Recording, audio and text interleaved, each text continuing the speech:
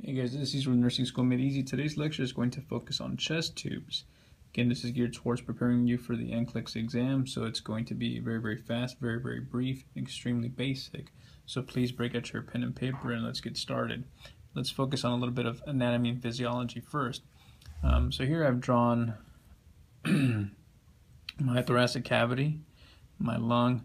Now you should have seen a couple of images at the very beginning of the video.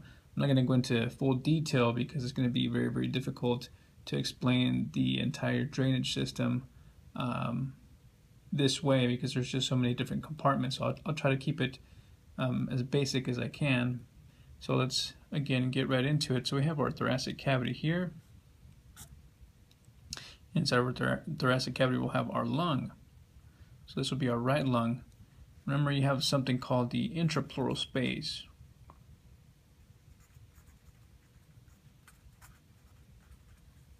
which is this area in here.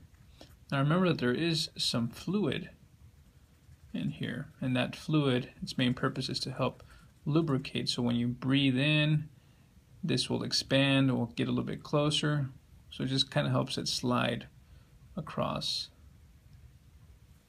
this area here. Okay, now, and for example, maybe a pneumothorax, you have increased air in the pleural or intrapleural space here, which would cause the lung to collapse.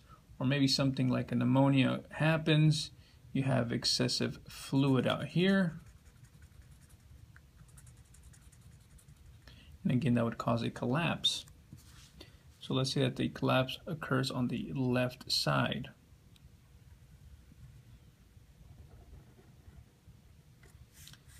And let's say you have lots of air here. Okay, so in a chest tube, what will happen is the chest tube typically will be inserted in the mid-axillary region on the side of the patient.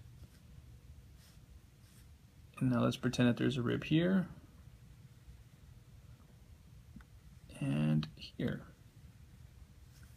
So a chest tube will be inserted by the physician and placed in here. Okay, so if you can imagine something going in between your ribs, that would be extremely painful. So that chest tube will go in, it'll connect to your drainage system, and the hope will be to either remove air that is present or remove fluid that is present. Now once the fluid or air is removed, then the lung will re-expand. Okay. Now again, the chest tube is put in between the space.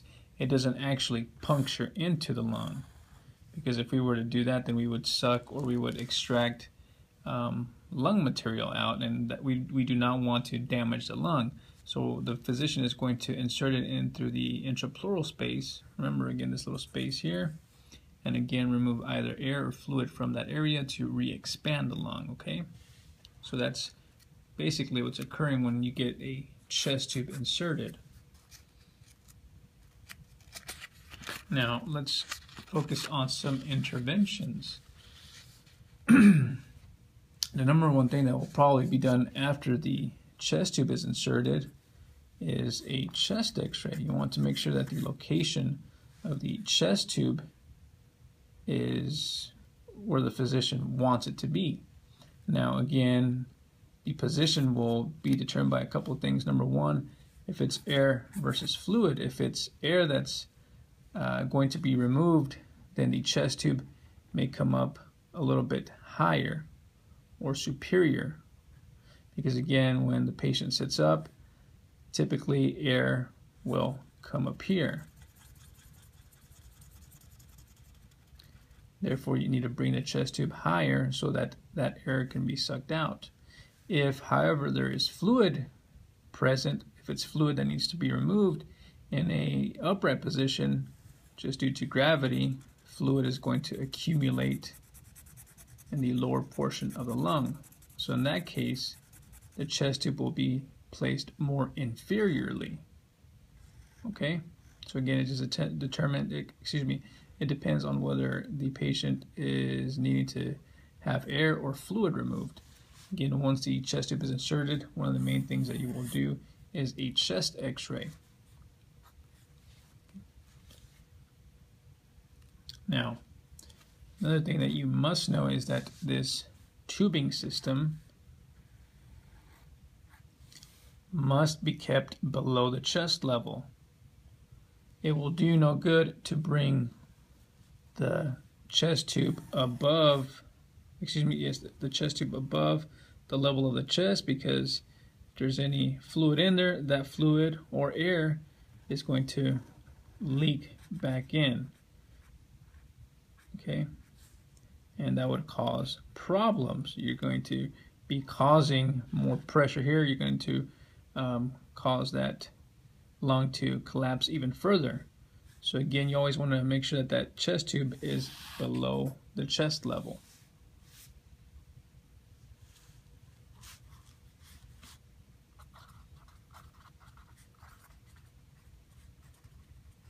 Another thing that you will make sure you do not do is do not clamp the chest tube.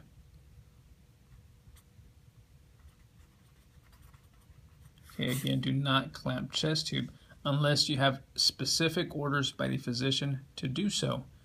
One scenario that I can think of that you may need to clamp the chest tube for a prolonged period of time is if the physician is thinking that the patient is ready to be, if the patient is ready to get the chest tube removed.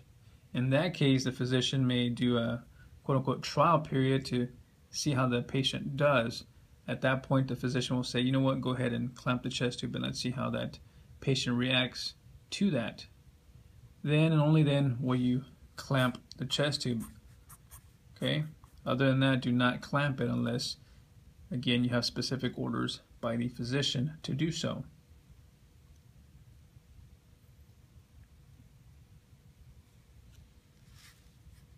Number 3, you'll make sure you keep all connections tight.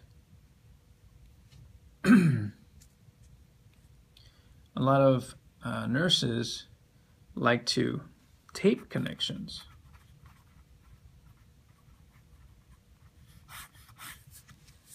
In the hospital setting, you always have different staff coming in to see the patient. Maybe it's lab coming in to draw some blood. Maybe family members are around. Maybe it's the imaging department that comes and does routine x-rays on the patient. Ultimately, the patient will be moved many, many times, so that gives the chest tube a chance to pull apart. So again, taping the connections is not a bad idea. It's going to reinforce everything.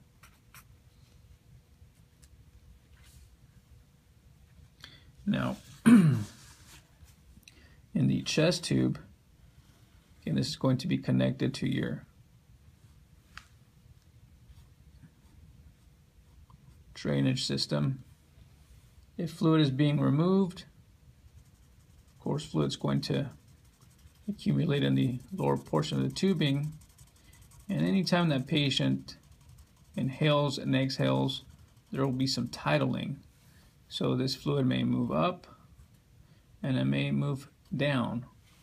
If you see that, that is a normal finding. That is nothing to be concerned with. Okay, it's supposed to do that because, again, the changes in your lung, anytime you breathe in, anytime you breathe out, that'll cause this to, again, move up and move down. So that's okay. If you see that, that's normal.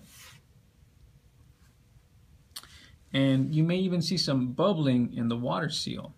Now, again, in the very beginning of the video, posted a couple of different images, so please revert to the water seal if you're wondering where that's at in the chest drainage system, in the tube drainage system. So again, you're supposed to see a little bit of bubbling. That is normal. It's supposed to be present. If, however, there is excessive bubbling, that is a problem. If there is excessive bubbling or if there is continuous bubbling. Now, I did say that anytime the patient breathes in and out, there will be some titling, there will be some bubbling. That's normal. If, however, again, that bubbling is excessive or continuous, doesn't stop, then that is a concern, because that could mean that there is a leak present. So you must find out where that leak is at. Now this is one of these scenarios in where you would clamp the chest tube to find out where the leak is at. However, you will only do it for a brief period of time. It's not going to be for a long period of time. You're going to clamp it, try to find out where this leak is at, and then you're going to unclamp. Okay? Now, if you cannot find a leak, or if maybe you're packing the site, you've taped the connections, the leaking does not improve, then you must notify the physician immediately.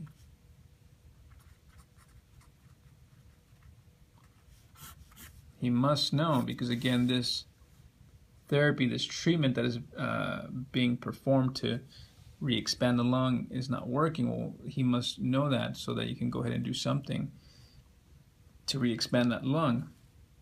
Because again, the patient may be having some dyspnea. So this is very, very important for you to let the physician know that, again, that there is a leak present.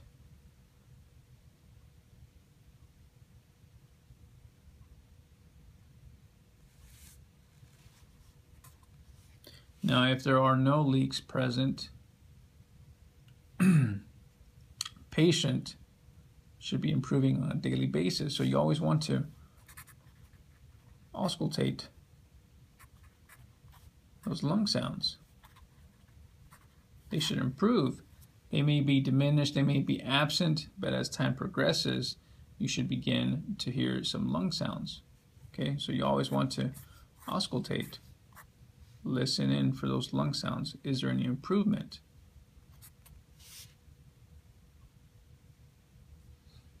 And in order for the patient to improve quicker, you want to make sure they ambulate. You want to make sure that they cough and deep breathe. You want to make sure that they use their incentive spirometer every hour while they're awake. Okay, this is going to help re-expand the lung. It's going to help prevent further atelectasis. It's going to prevent pneumonia from occurring. So it is very, very important that you educate your patient on using their IS, on ambulating, cough, and deep breathe.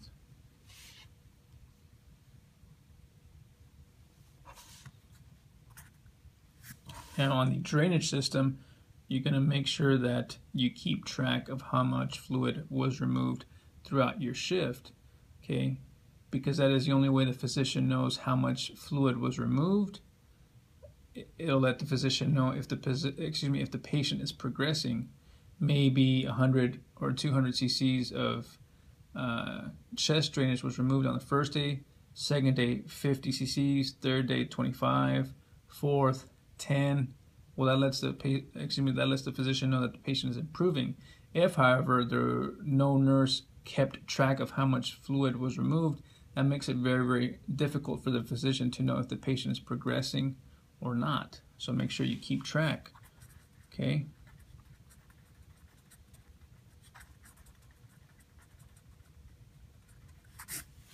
So you always want to make sure you get a marker and mark the drainage system, time and date it, initial it. That way the next nurse that comes on knows that you were keeping track of the fluid that was being removed.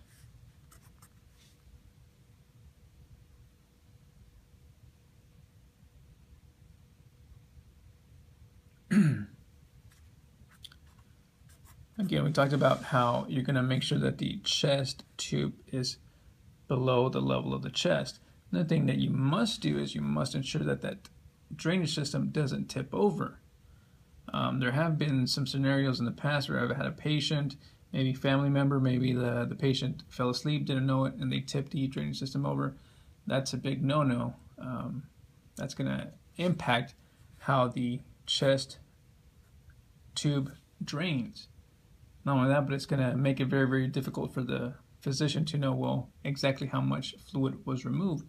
So you want to make sure that you inform your patient to not tip the drainage system over. You want to make sure that if lab is coming in, if radiology department is coming in, make sure that they know that there is a chest tube drainage system around so that they don't tip it over. Okay, so that would be number 7. Just make sure that that drainage system does not tip over, and if it does, you may have to replace it with a new drainage system, at which point again you would have to clamp the chest tube and then reconnect to a new drainage system.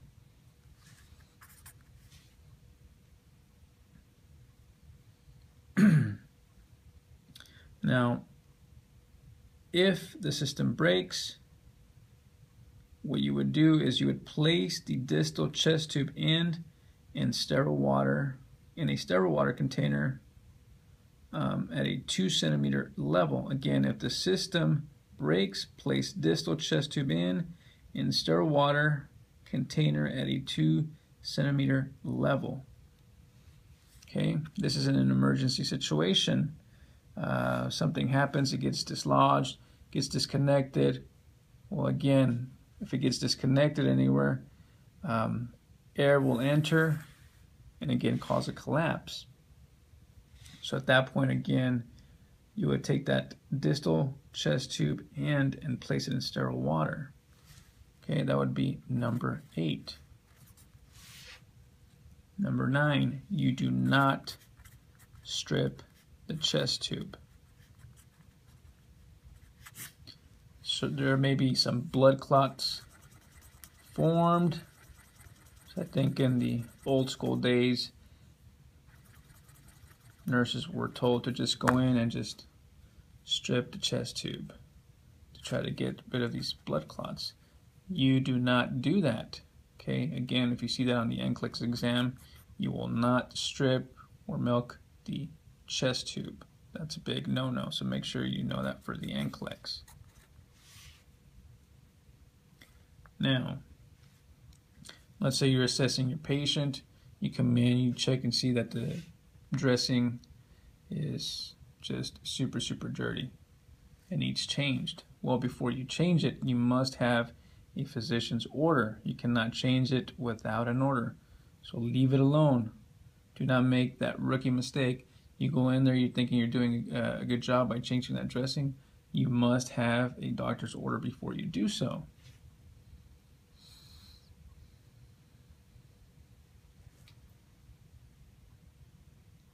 Now, when the physician says, you know what, go ahead, change that dressing, you must use sterile technique. And think about it, guys. You have an opening that's going right into your lungs. An infection goes on, you have increased risk for pneumonia. That goes to the heart, cause pericarditis, endocarditis. So you have a very, very high risk of infection. So you want to make sure you use very, very good sterile technique. Wash your hands well. Again, cannot emphasize that enough. So when you do that, make sure, again, you use sterile, normal saline to cleanse the area. Make sure you use sterile gauze when you're applying that gauze back on. And some physicians prefer Vaseline gauze or petroleum gauze to seal up that chest wound incision site. Excuse me, chest tube incision site.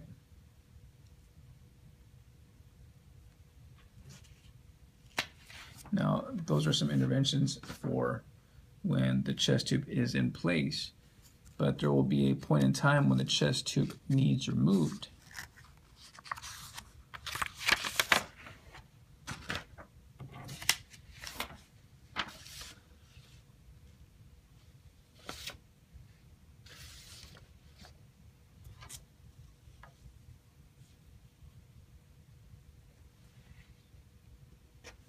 Now, if the physician is anticipating that the chest tube will be removed, remember that at that point, the physician may say, clamp the chest tube. So this is for removal.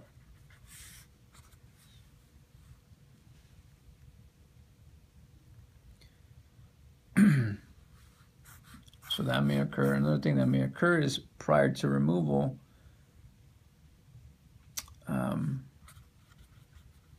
again, suction will be DC'd. This will most likely be first. Suction will be discontinued. And then the physician may say again, clamp the chest tube. Physician, excuse me, if the patient does okay, there's no complications, patient is breathing fine, you have your lung sounds present, well then the physician may say, let's go ahead and remove the chest tube. Again, the physician will be the one that removes the chest tube, not you. So what you need to do is get the materials necessary for the physician to remove the chest tube. So some of the things that you may need are petroleum gauze or Vaseline gauze. Again, this will depend on the physician. Some prefer just normal gauze and some prefer the petroleum gauze.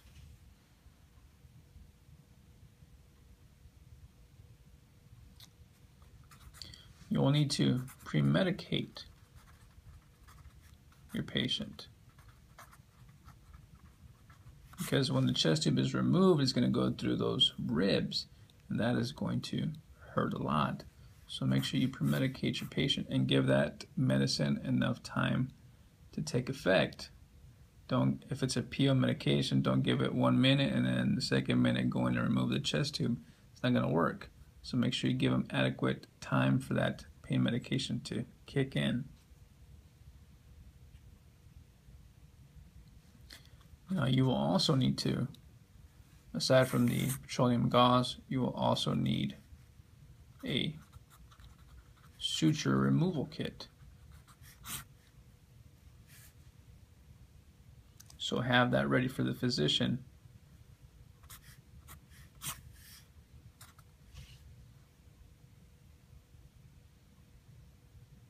Now when the physician is going to remove the chest tube, you will instruct your patient to hold their breath or to bear down, sort of like if they were going to have a BM, a bowel movement, okay? So again, make sure you tell them to hold their breath or to bear down. That's the Valsalva maneuver. And again, that will be for when the physician is about to take out the chest tube. At that point, the physician will most likely seal the insertion site, and again, they will use this petroleum gauze and some type of occlusive dressing. Again, that's just to prevent from air going back into that area. Now after that, a chest x-ray may be performed. And again, that will be to make sure that there is no more pneumo. And especially sometimes the chest tube may be removed and a pneumothorax will reoccur. So again, the chest x-ray is again done to confirm that the lungs are doing okay, the patient's doing okay, or to let the physician know we need to put another chest tube in.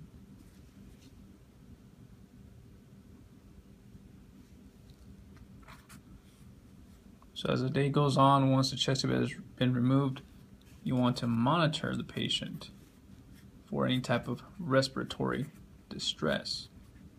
So you will continue to monitor their O2 sats, check their level of consciousness, make sure there's no altered mental status.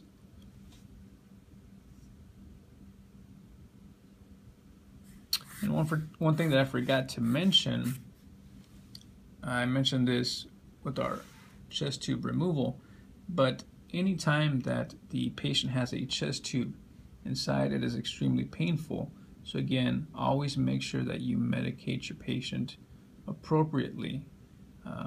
I've never had a chest tube in, but I have had a lot of patients that do have chest tubes in, and again, it is extremely painful. Again, this stuff This tube is going right between your ribs. So again, anytime you take a deep breath in, this is going to be very, very painful.